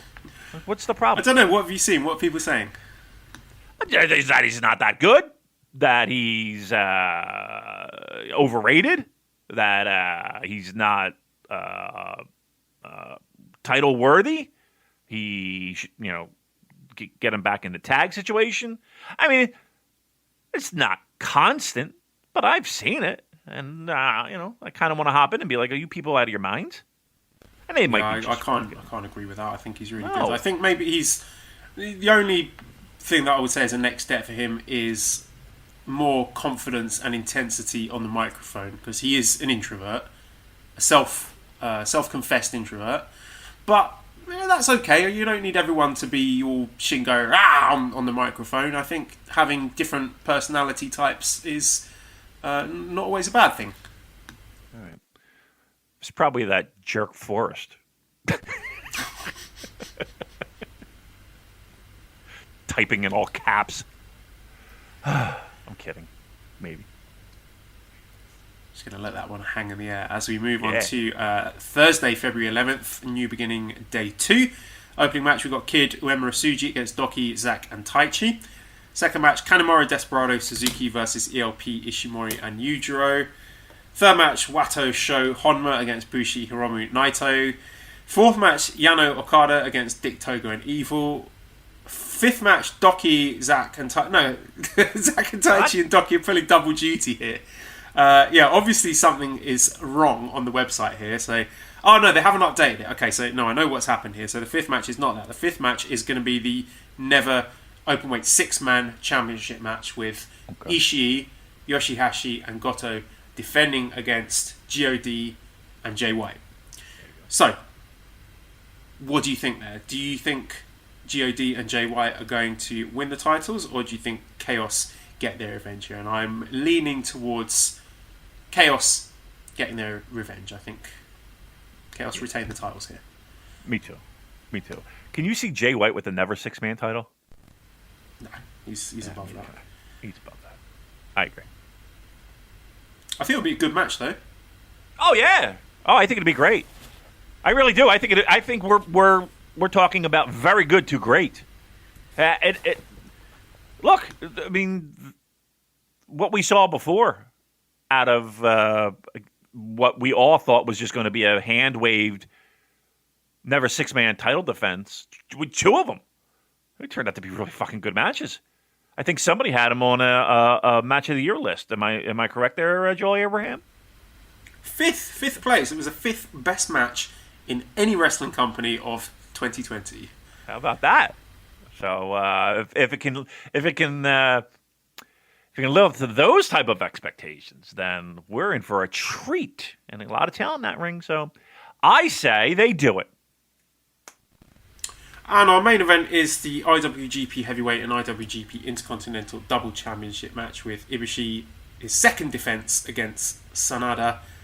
There's just no heat to this. None. Sanada is not capable of promoting a match. He doesn't have the pro wrestling brain for it. He's got the good looks. He's pretty good in the ring, but he can't do it. He can't push himself those extra levels. Like he did okay with the evil match at Wrestle Kingdom, to be fair. Like he tried at least in the build up to that to show a bit of intensity, to sell it as a grudge match. But here it just seems like the pair of them have made absolutely no effort whatsoever, which is really disappointing. And Kevin Kelly was doing his best to make excuses for them. He was saying like, when their G1 match, it was at the end of a grueling competition, they were both exhausted, which I'm sure they were, but so was everybody. Exactly. That hasn't stopped. People like Naito and Kenny and Tanahashi, Ibushi, Jay White from knocking it out of the park in years gone by. Their G1 final match was good. It was a very good match, but it wasn't up to the G1 final standards. Will this one be better? I don't know. I hope so, but I'm not holding my breath for it. So it feels ice cold. I'm sure it won't be a bad match, but will it be a great match? I'm doubtful, Damon. It's funny because you mentioned like the exhausted after. I mean, you got fucking Jay White gives a career defining promo post Wrestle Kingdom main event. He found the energy to find the creativity for that promo. I have no interest. I don't care. I'm like Ethel Merman. I don't care. I don't give a shit about Ibushi and Sanada match. I like Kota Ibushi. I don't give two fucks about Sanada. And they have done nothing with a capital N to get me even remotely juiced up for this match. I will watch it because it is on. That I can't. That is the biggest wet noodle take of any. But I will watch it because it is there and because they put it in front of me. But to say that I have any excitement, and they have given me no excitement. What am I going to say? And when they announced it, when he walked his stylish, well-groomed, tailored, suited ass to the ring at Wrestle Kingdom, that's where it began. I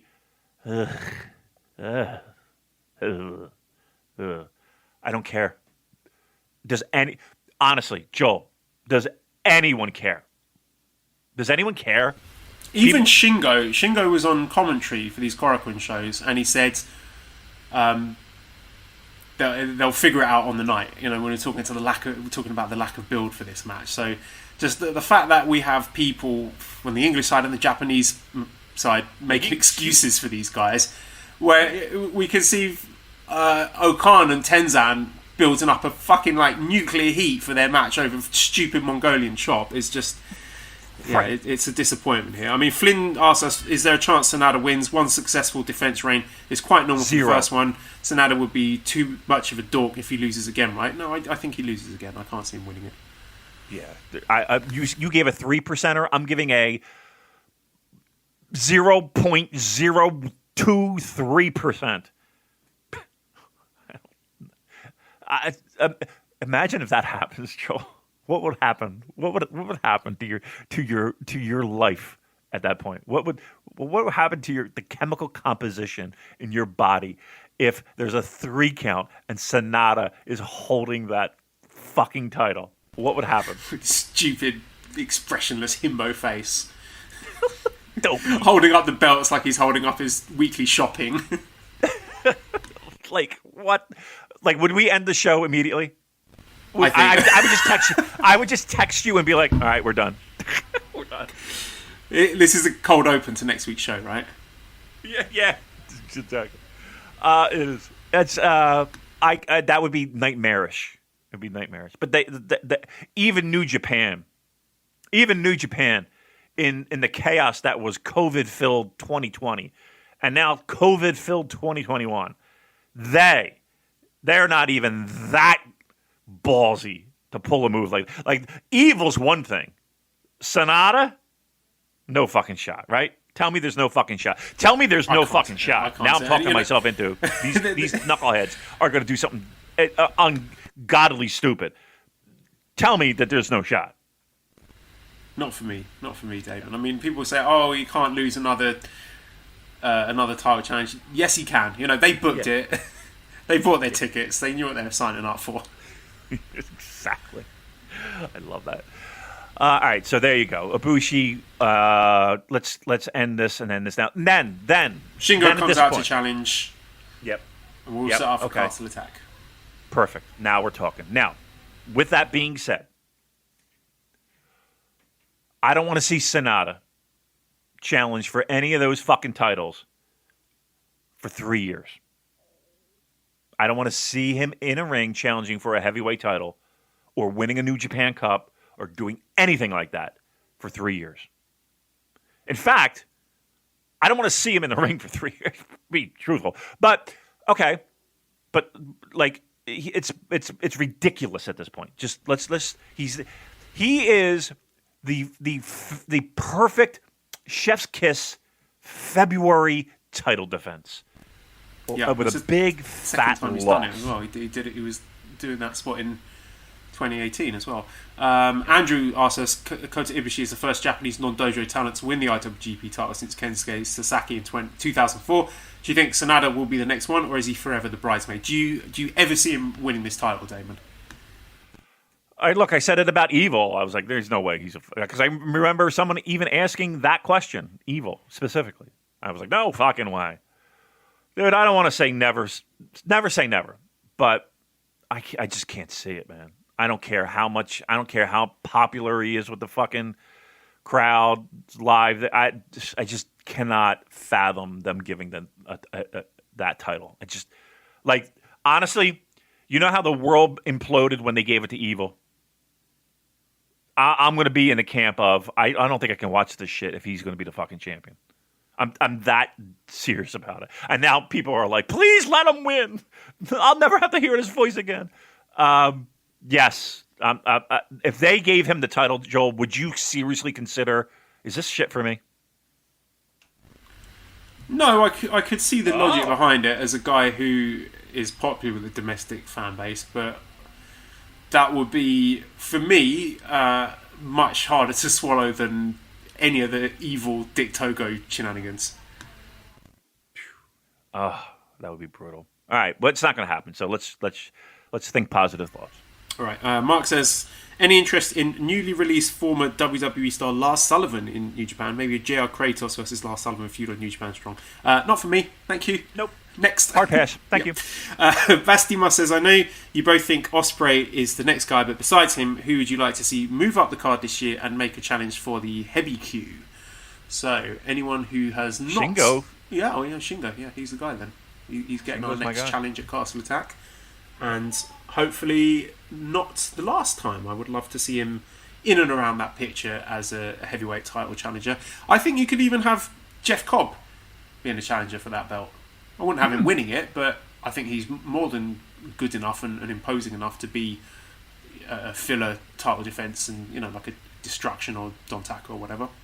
Yeah, I wouldn't have a problem with that either. Yeah, nice.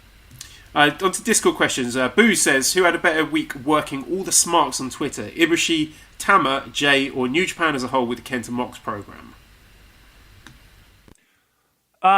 New Japan, fell into it. I don't think they really worked anybody in the sense of stringing people along. Probably the J thing, right? If we're talking about, building the anticipation and building the questioning and, all the things that they did. He made a load of people watch the fucking Royal Rumble. So. Right, exactly. There's a perfect example. Yeah, that gets my vote. She also says, where would you place Road to the New Beginning show Night 5 in the pantheon of New Japan big shows? Is it before or after Dominion? And Bush says, after Big Melt's desecrated the good name of Road to the New Beginning Night 5, is it safe to say the future Road to New Beginning Night 5 shows will never recover from that damage ever again? Are you following it? Did you see what happened? I think she's saying that a Road to Night 5 might not be... ranked right up there with like Starcade and wouldn't call it a big show personally. Yeah, okay, I get it. I'm with you. I'm with you. Okay, Vase Collector says, 1, how does kayfabe tend to work in Japan when it comes to guys doing crossover promotions, having social media presence and such? Does the media tend to play along more?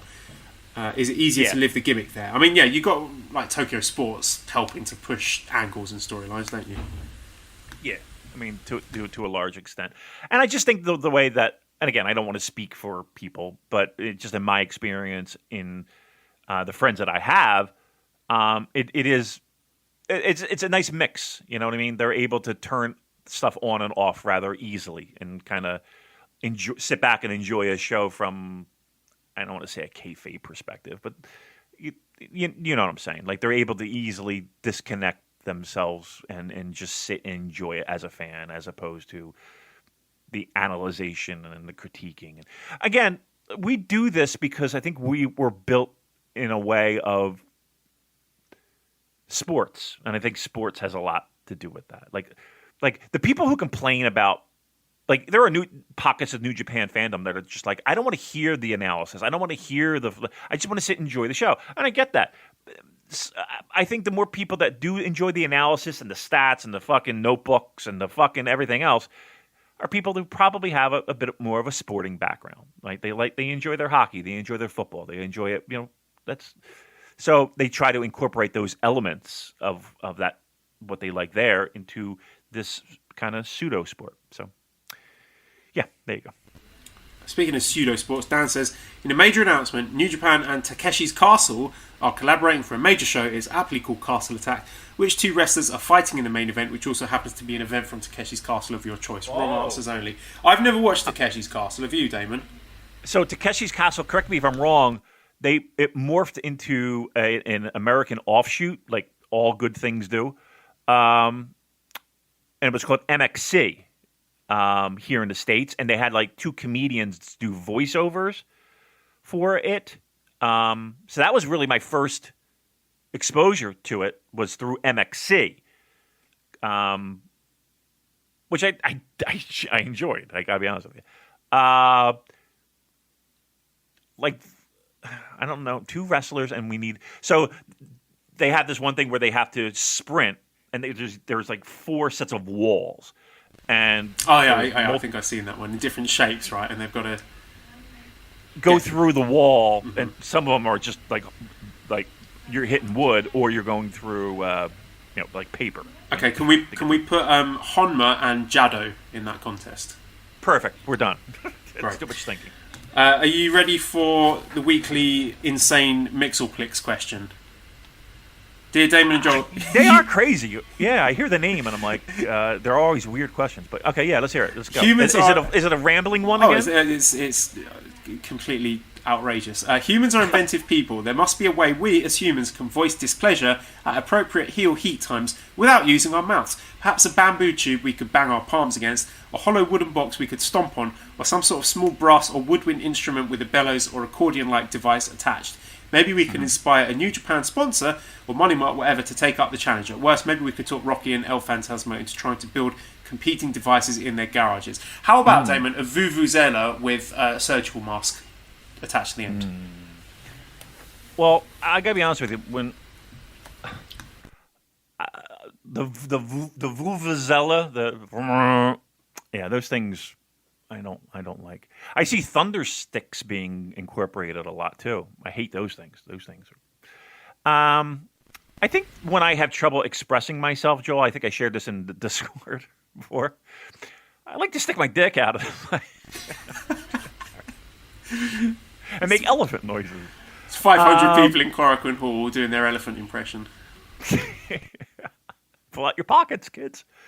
So the question is we need a thing to express our anger in real life. No, because people can't boo at these New Japan shows. Right. They're looking for a solution to that. So an alternative to going boo with your mouth. How about a whoopee cushion? Just fart. Yeah, that's a good. In here. Just be a oh, con. All right, Steel O'Neill says, if New Japan had to fund a horror film to stay afloat, what would it be? Who would be in it, and what would it be about? Yano as Pennywise the Clown, Goth Jericho as the Babadook, Yoshihashi as the sexy alien lady from Species. So I would have. I got a name for it. I got a name for the horror film. Yeah. It's called World Tag League. Ah, come on, Damon. Referee, get in there. Uncalled for. I'm picking my favourite film. Not my favourite horror film. My favourite film, the 1974 Texas Chainsaw Massacre. But instead of Leatherface, the cannibalistic villain, we're going to have Yano there. But instead of attacking people with a sledgehammer or chainsaw, he's going to be attacking people with the corner pads. What other weapons does he use? The DVD filled with talcum powder, the surgical tape. So, yeah, there's my answer. Any horror film, New Japan wrestling crossovers for you? So, you're familiar with the B movie classic, the what is it? The Night of the Killer Tomatoes, I believe it's called. Killer Tomatoes, something along those lines. And the returning Maria Kanellis will be starring in this epic film, where we paint her buttocks in a ruby red, and her buttocks smothers and murders New Japan Pro Wrestling stars. So the red buttocks is nicknamed a killer tomato, and she goes on a killing spree until the world is saved by a returning Amber Gallows. Thank you. That's a brilliant idea. I can see you thought about this one, Damon. You must have seen the questions beforehand. We'll literally made it up off the top of my head. Thank you very much. The appropriate people and try and make it happen.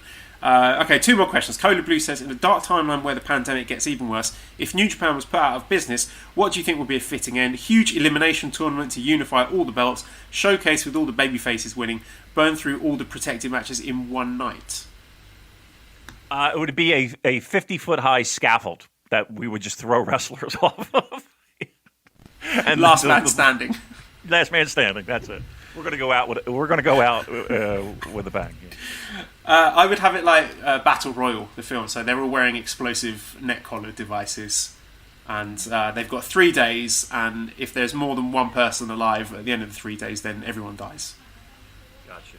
Who's winning? I say a giant orgy, and the last guy to come is the winner. Who's winning then? Out.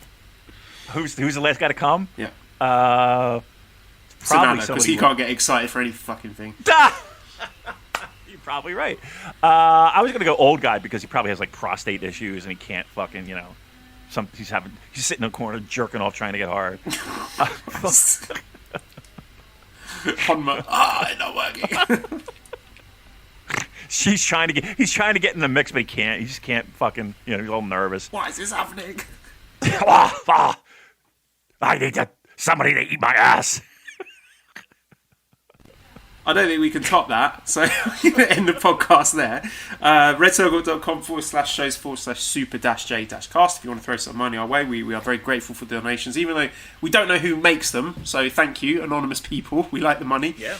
Discord link is in the show notes if you want to join all the fun people over there. At Cobra Kawaii and ProWrestlingTees.com/super-j-cast if you want to buy one of our great t-shirts. Thanks as always to editor Dan. Find him on Twitter at LousyHero219. Subscribe to the Voices of Wrestling Podcast Network for other great shows. Give us a 5-snake review on iTunes. Follow us on Twitter at the Super J-Cast. You never know, you might get some pastrami treats in there. Thank you everyone for listening, and goodbye.